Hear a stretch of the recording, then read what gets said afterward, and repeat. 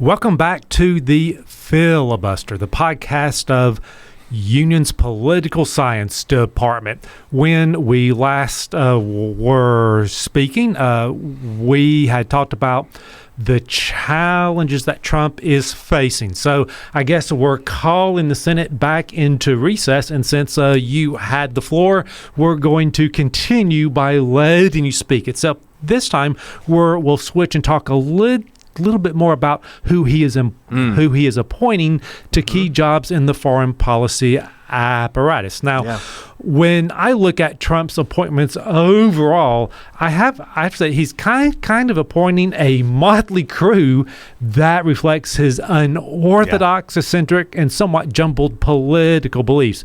He has doves and hawks, libertarians, activists, traditionalists, and revolutionary, authoritarians, and anti-establishment. To a certain extent, we see this incoherence, or you could say, in a more positive way, a flexible, adaptable, open type approach with mainstream appointees like Marco Rubio, who is Secretary of State designate, Mike Waltz, the incoming National Security Advisor, and John Radcliffe at CIA.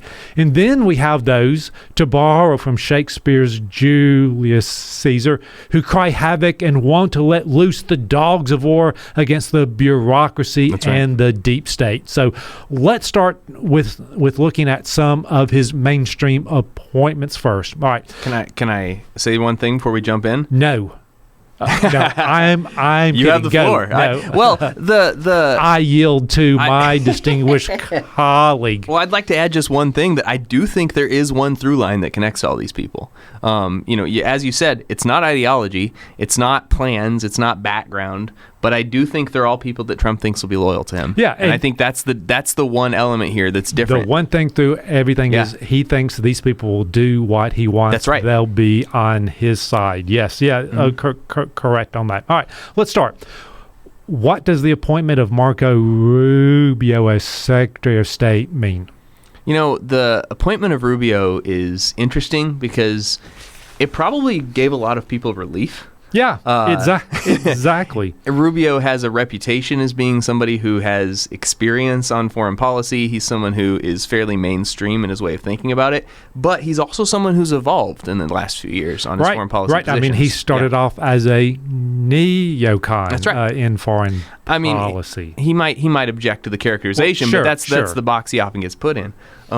But what he is now, and I think the predominant thing about his approach now, is that he is a China hawk. If we want to talk about the three big focuses, you can focus on Iran, Russia, or China. When that is on the table, Rubio is solidly in the let's focus on China camp. And those are the people who want to end the Ukraine war quickly. Those are the people who want to limit the amount of things that we send to the Middle East, because all of that attention needs to be on China from that perspective. And I think that's the camp that Rubio is now in. Okay. He's also been very bipartisan as chair of the Senate Intelligence Committee. He's fairly well respected. He's not going to have any challenges getting through the Senate. He's popular there. Yeah, right. So it's less about what goes on in the Senate. It's more about how well he works with others as far as that goes. And there's one person in particular we need to know how well he works with, and that's Donald Trump. With Trump, yes. Yeah. All right. So next is his National Security Advisor, Mike Waltz, a congressman from Florida. Yeah, and he, if we put Marco Rubio in the category of China hawk, there's not a lot of people that beat him, but this is one of them. I think, and this is a theme we're going to see as it develops, I think across the board, the people, not across the board, there are some very interesting exceptions, but the people that are being put in these positions are people who want to focus on China, and Waltz is in the same position. Now, he's somebody who, unlike Rubio, he does have a history of Ukraine skepticism. He's expressed wanting to limit funding, things like that. Not a Russia. We'll say a someone who's open to Russian appeals like some other people. But he is someone who thinks we'll get there. Yes. his approach, though, is very much Ukraine is a distraction from China. Okay, so help people understand this. We've been talking about the pivot to Asia for I don't know we've been trying. how long. Yeah. And so even the Biden administration has talked about the pivot to Asia. So can you pivot to Asia and also be concerned about the Middle East and Ukraine and be active there? Or do you have to prioritize in such a way as to where China's your main focus and everything else is kind of if we have time? The sad truth of it is that you cannot do all those things on our current military budget. We just do not, I think we are, in terms of public opinion and popular ideas of U.S. military spending, we are still in the 2010s where we have this idea that the U.S. military spending just dwarfs all the other countries in the world. And that's not true anymore. And the sooner that people understand that, I think the sooner we'll have more realistic understandings of why we have to make priority decisions like this. But, there were those, some from the Department of Defense, some from the American Enterprise Institute trying to make a more accurate assessment of China's actual defense expenditures, where they had them at almost parity with the United States. Well, and the other thing about China is the old Mike Tyson thing. You always have a plan until the first punch, right? And that's kind of thing. China has spent all this money, but the Chinese military's never been tested. I mean, they've got some border skirmishes with India, but large-scale fighting? That's true. The scary thing about this is that that's kind of true of our Navy as well. Well, and the other thing about our Navy is they're dealing with a lot of old ships, and they're mothballing them as they get older, and we're not replacing them. Well, and so, again, we're going to talk about the nightmare scenario a little bit here, right? So understand that this is what all good foreign policy is trying to avoid. But if you're in a circumstance where you're actually in a direct conventional conflict with China, the maritime battles are not like they're not like land battles. They're large, decisive, and terrible. When you lose everything or a lot. When a ship with 3,000 people on it sinks, you're looking at a lot of casualties. Right. And we can't replace those ships. That's the other thing. I mean, Chinese shipbuilding capability vastly outpaces ours. Chinese industrial production vastly outpaces ours. If we're in a conflict that goes on for more than a month or two, we're in trouble. And we're also in an era of missile conflict, right? So it's not, we might have these sort of romantic images of our heads of what a naval battle looks like from our memories of World War II, but we're not looking at that kind of conflict anymore. We're looking at conflict where one or two missiles can sink an entire ship, and under those circumstances, it's really not that important who has the better ships, it's who has more. Well, and we don't. And part of it also, we have the hypersonic missiles, that's right, which are more difficult to... Very difficult to intercept. Because of the speed, And China's going to be launching them from the land, where we're going to be launching them at sea. It's not a big mystery where a missile came from if you know where the enemy fleet is, right? Sure, right. I'm not trying to make people alarmed at these things, because again, the purpose of good foreign policy is to avoid this outcome. But in the event of that outcome, I'm not sure we even fight it, right?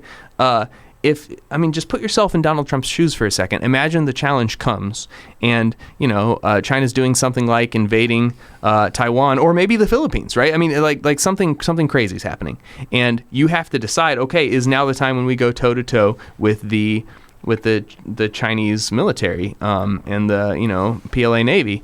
And if you have to make that decision and you guess wrong, well, even if you guess right, even if we win, we are going to look at sunk ships. Yeah. Right? And, there are going to be thousands of American casualties, and we're going to lose ships that we can't replace. How do you go to the American people and explain that? Do you think that the president who makes that mistake survives the next election? Right? Well, that's not something Trump has to worry about. Well, his party or whatever, right? But just imagine the backlash, right? Yes. I'm not sure any president can credibly threaten to take that gamble, and that's the problem.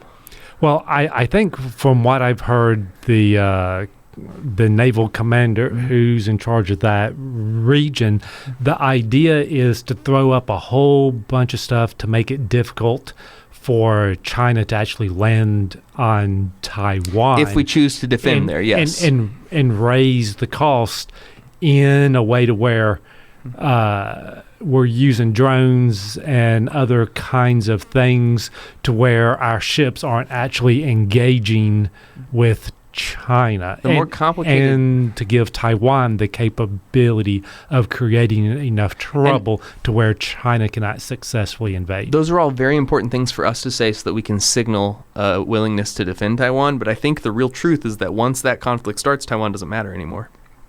Because someone's going to win the war, and then that'll decide what happens to Taiwan. And when you're in that scenario, the question is take the war or don't take the war, not defend Taiwan or don't defend Taiwan. And if the answer is take the war, then we're dealing with the costs. And if the answer is don't take the war, then Taiwan's gone, right? Like that's the real dilemma. And that's just a big challenge. So how do you avoid that? Well, that's one area where I think the China hawks do have a point. And this is that you have to demonstrate to China, you have to make China believe that we would take the war.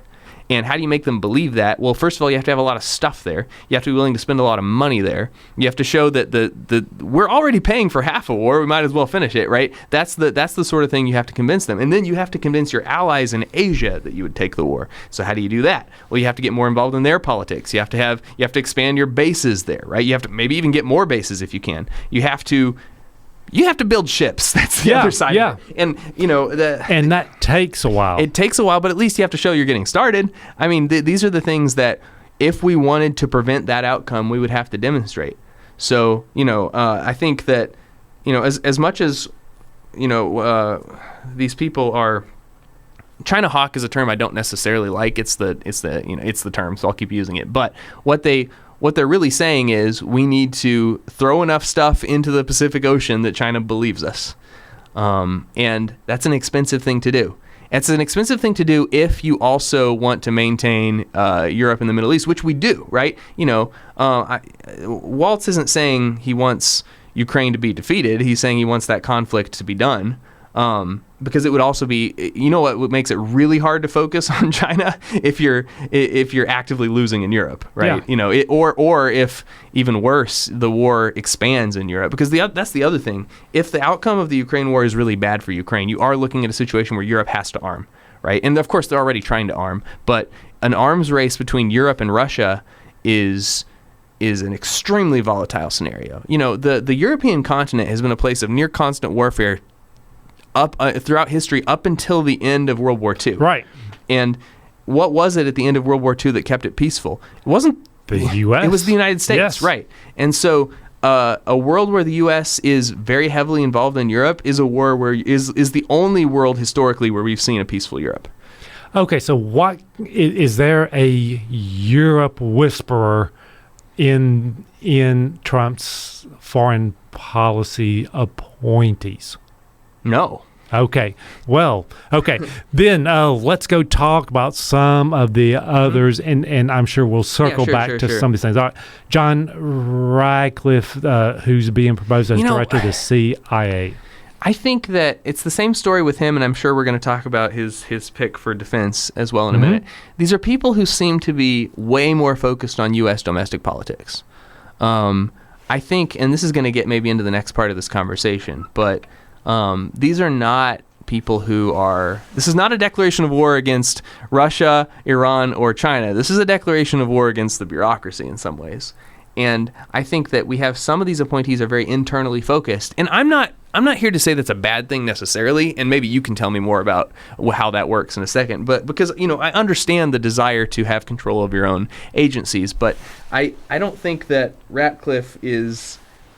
I don't think there's a lot that you can read there and say, oh, okay, these are the things that he's going to prioritize when, he's going to try and clean house. Right. Well, I mean, so that's part of the idea about what's he going to actually do there. Yeah. The idea is how much will he clean house, because that gets to the idea of, okay, well, let's just hop into the whole deep state idea. Okay, yeah. Because this is kind of why they're talking about cleaning house at defense, CIA, justice, and the FBI. So help us out here. What is the deep state? Well, if you looked at Trump's last administration and you tried to and he failed to do a lot of what he wanted to do. And one explanation that some people have landed on is that he never had the support of his bureaucracy, that at every turn he was opposed by the people who worked for him. So the term that they started using for this is the deep state. It's this idea that the agencies themselves have an agenda, and that agenda can be contrary to that of the president. So before we begin and talk about what Trump wants to do about that, why don't you tell us, Sean? Is that real? I mean, is that why Trump's policies failed? Okay. So I mean, this is where when I look at that, what you described is not typically what they claim about a deep state. Mm-hmm. So when they're talking about a deep state, we're looking at the idea that there's a cadre of career government employees working together to secretly manipulate policy, undermine elected leaders, and take down Trump. Mm-hmm. And so you see this in what people refer to as lawfare, to where the Democrats tried to disqualify Trump through prosecutions, whether at the state level in New York, federal elections, federal, in terms of January 6th, or the classified documents, and of course states trying to keep him off the ballot. That's one part. But part of the other idea was he claimed that defense and intelligence officials were not doing what he wanted and were working to undermine him. Part of this deals with the idea of the leak from Vindman and in the CIA about his call to Zelensky, which led to his first impeachment.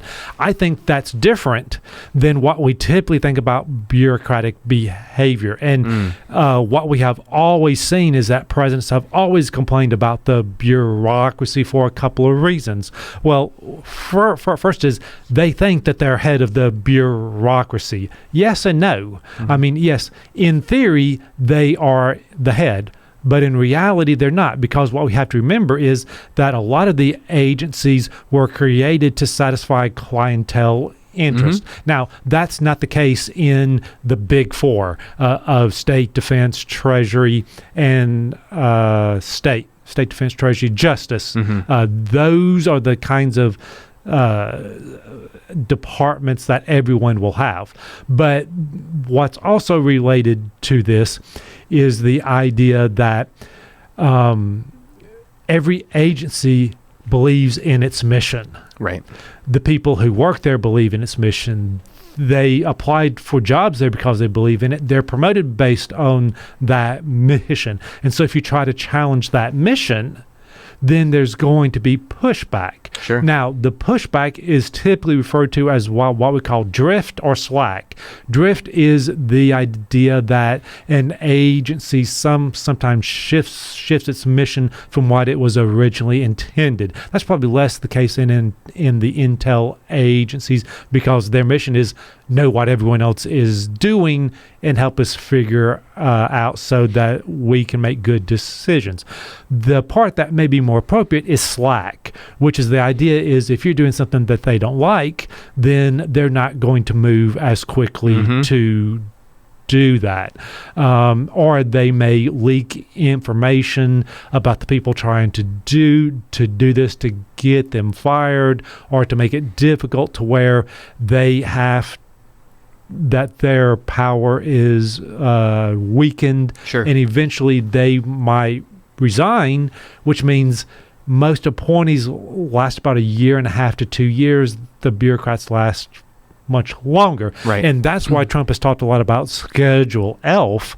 You see, it's Christmas time. I'm thinking a lot like that. Schedule F deals with the idea of being able to fire bureaucrats who deal with policy. Now, it's those who make policy decisions. The actual last thing they've talked about is people who can view policy documents, which is a much wider group of people. But the question is, if you fire these people, you have to replace them with people, and do they have the expertise, the skills, and everything else? And that's questionable. The best way to deal with this, I think, with Schedule F is to say, here's what we can do. If you want to keep your job, do what we want. But I think this idea that people, and the other thing to throw in there is, these agencies and departments are created by Congress. They're funded by Congress. And if they do what the president wants, but what Congress doesn't want, then they suffer for that in terms of authorization, funding, and other kinds of things. Sure. So the bureaucracy is kind of caught in our separated power systems to where multiple people are claiming power over them, whether interest groups, president, Congress. Oh, and let's throw in the courts too, in the sense to where if people don't like what's going on, they're going to challenge those in court. It's never a good situation if your manager and your HR director disagree. Yes. Well, I mean, and the question is, who is your manager? Mm-hmm. Is it the president? Is it the Congress? Or is it the people who you might have come from to get that job, and you may want a job with after you leave? Yes. And so there's all sorts of conflicting ideas and responsibilities and authority to where I do believe there is a issue to where bureaucracies will not always follow a president, but I don't think it's for malicious reasons most of the times. I mean, what you will find out with most everyone who serves in a bureaucracy is after they leave, they have high praise for the civil servants that they've worked with, regardless of party. Sure. Right. And so, but it's still, and part of this is the populist idea of that there is a elite working against the interest of the people. There's a pure people that the populist leader represents, and when they don't succeed, instead of saying, I wasn't competent, my ideas are bad, you blame it on this amorphous blob, which they call the deep state, which if you look at Kash Patel, who wrote a book about the deep state and where he named members of the deep state, well, the members of the deep state were people Trump appointed, were people who Biden appointed, and people who were elected to office. Right. And so the people he lists as deep state weren't really bureaucrats. They were people appointed or elected to these positions. Now, you mentioned Kash Patel. He's one of the ones we need to talk about, right? Yeah. I mean, he's a nominee, isn't he? Right, for director of the FBI. That's right. So what do we think that means? Well, that's the big question here. I mean, Kash Patel has said we need to prosecute the people. So part of this idea, less Ratcliffe, more Hegseth, Gabbard, and Patel. And I guess we could throw in Matt Gaetz, who's gone replaced by Pam Biondi. Is Trump's especially upset at the Justice Department for the investigations of him, and he wants to clean house to punish those people who went after him. And the question is, who's he going to? How are they going to be able to do it? And if they replace them, who are they going to replace them with? And then do they go after the people who they thought went after them? So should we be expecting a purge? I think that's the big question. And the thing with purges, though, is I've never known a purge to work out well. Yeah. So think about this. You're concerned about China, and you're going to purge the intel agency when you need the people who know best is going on. I mean, I think back to Stalin's purge pre-World War II and the military, the intelligence agencies and everything else, and that backfired again against him, and that's why Russia took such large losses at the beginning to where eventually they had to recalibrate. And so I think this is the big thing is, and if you go after your opponents, if Kash Patel or Biondi goes after them, one, you're going to get a lot of people upset. That means you're going to have political pushback, which is going to lower your capital to be able to do what you want to do. But the other thing to remember is you can harass people without prosecuting them by even just talking about that. But still, that can also backfire in some ways. I don't think Biondi wants to prosecute people. And with Kash Patel, the question is, he's someone who people who have worked with him says he should be nowhere near power. And so the question is, would he abuse his office? People are saying will he try to be a J. Edgar Hoover who tries to collect data on people to blackmail them to get them to do what they want? Or will he threaten investigations to get people to do what he wants? And so there's all sorts of concerns. Are we going to break down the norms about how we handle these kinds of things? There are norms that regulate how we investigate high-profile political officials. The question is, are we going to undermine them? Well, and this kind of gets back to what we said at the very beginning of this through line of loyalty, right? Where it does seem like, I think Trump is very aware of these trade-offs you're talking about here. If you look at the types of picks he's doing, the way he talks about his picks, I think he perceives himself to be in a trade-off situation where he is sacrificing some efficiency for alignment. Is he making a mistake?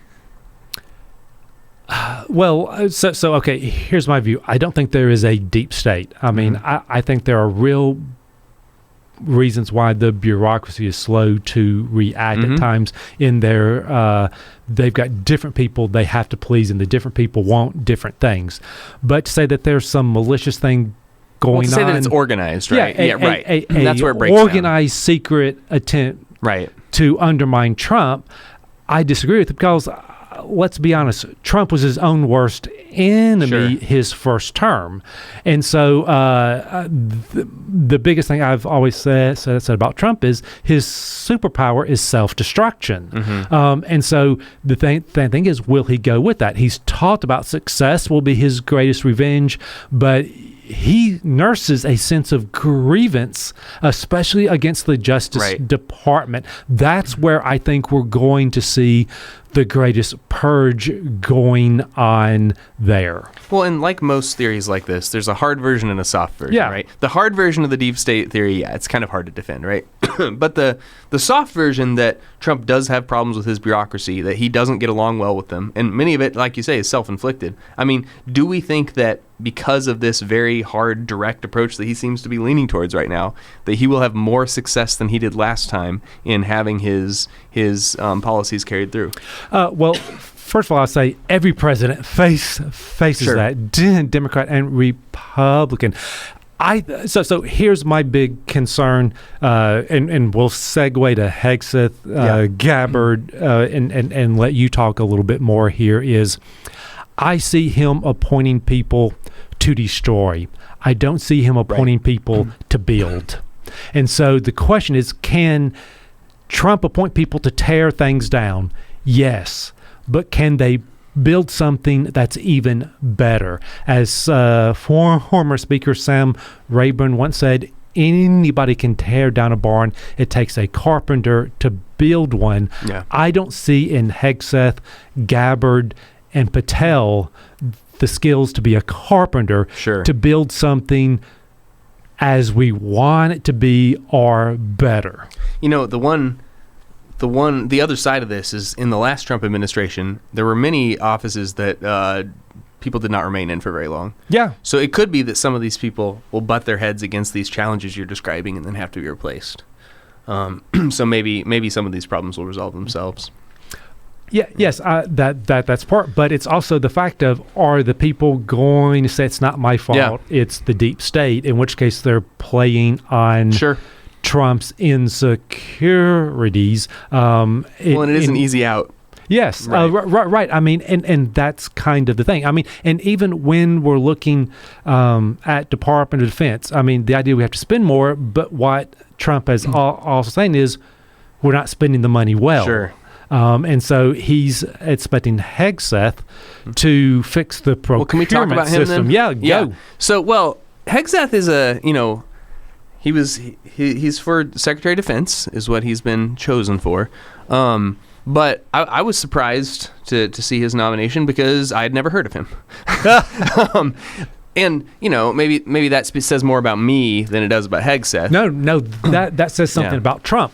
So Hegseth is one of 15 Fox News, Business News, all Fox News personalities who have had appointments. Yeah. So this is why Yuval Levin has said is we're moving more toward performance. Mm-hmm. And so what you saw is all these stories about Hegseth, who was a weekend co-host of Fox and Friends, was always saying things and then in commercial breaks checking his phone to see if he was getting a tweet from Trump because he thought he was trying to impress Trump. Mm-hmm. So apparently it worked. Yeah, it worked. Right. So the idea, are there people who try to use their position to get on Trump's good side to advance themselves? Mm-hmm. And the question is, do they have the skills necessary? I mean, with Hegseth, he worked in 2 veterans type organizations, which is great, but there are a lot of whistleblower stories to say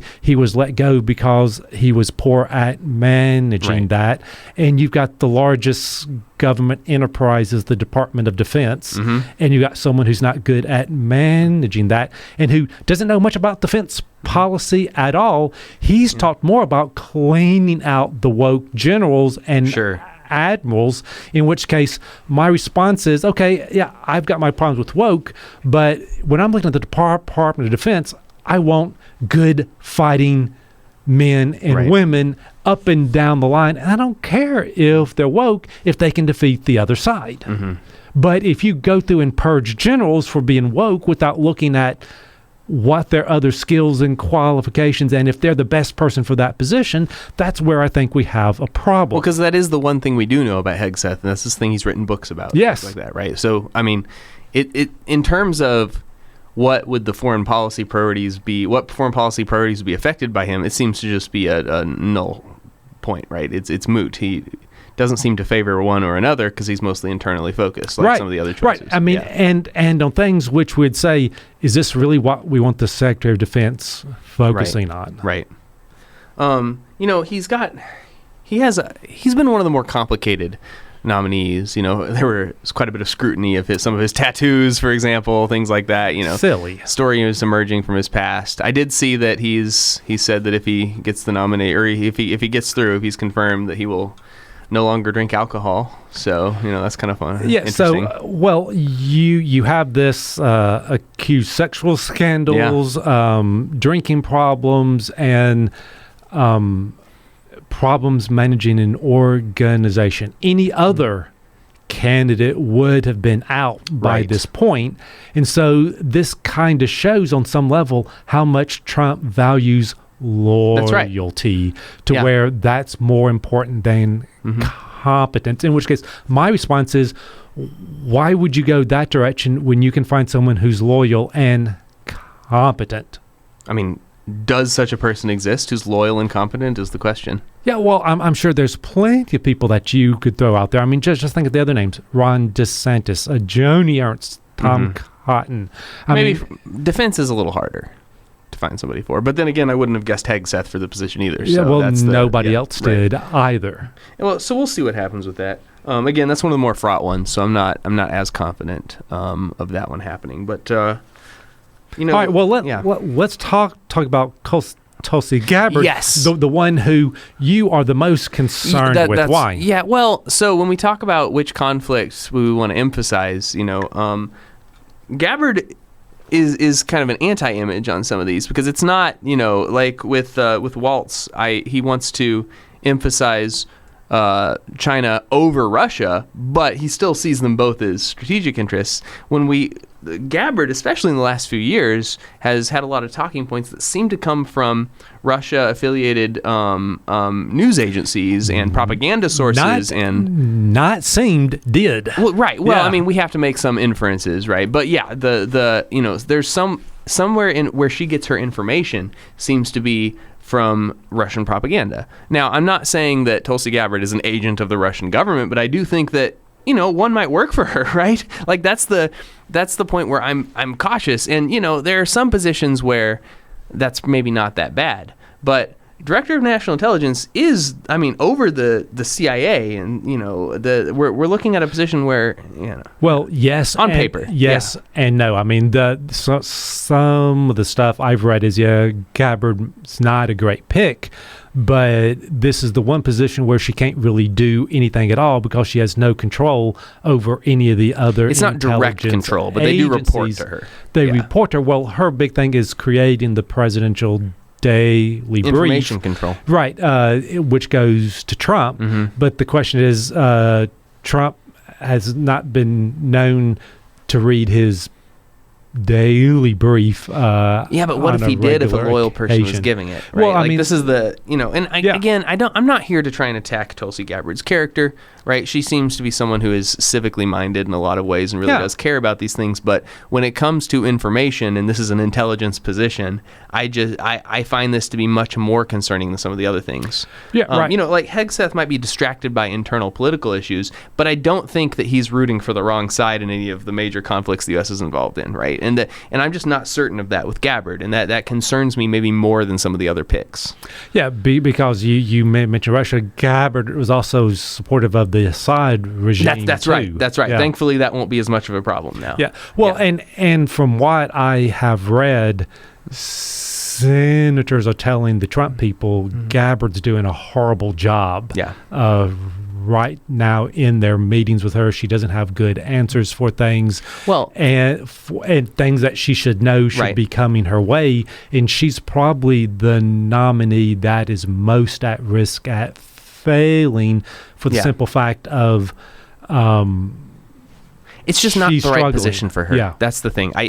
I don't think it would be a disaster to have her in the Trump administration somewhere, but I think this might be the worst, one of the worst areas for her to be working in would be something with national security or intelligence, things like that. It's funny that you mentioned support of Assad is a different issue than Russia, but if you look at where most of the articles and information out there that would make you support Assad, most of it comes from Russia. I mean, the Russia information networks are really good at putting out that kind of information, and that's the type of stuff that she's clearly reading. And again, for a normal American citizen, that's fine. That's your information diet is something that you build based on your values, whatever. But when we're talking about someone who's going to be this close to the decisions that are made, it becomes a much bigger concern. Right, and it shows the concern about does she listen to a wide variety of issues? Can she weigh evidence and ideas that she finds, or does she find things that confirms what she wants to believe already? Well, and I've spent the last week grading papers, right? And so I've been thinking a lot about the sources of information that you cite and bring in. Yeah. So maybe I'm just a little more touchy on this subject right now, but it's something that concerns me quite a bit there.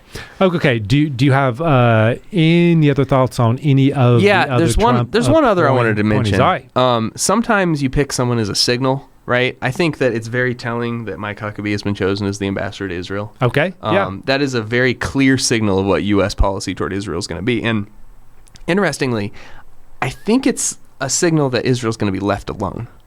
It's a signal that Israel will not be criticized by the United States. It can do whatever it wants to do to solve its problems, because Huckabee is not just a Israel supporter.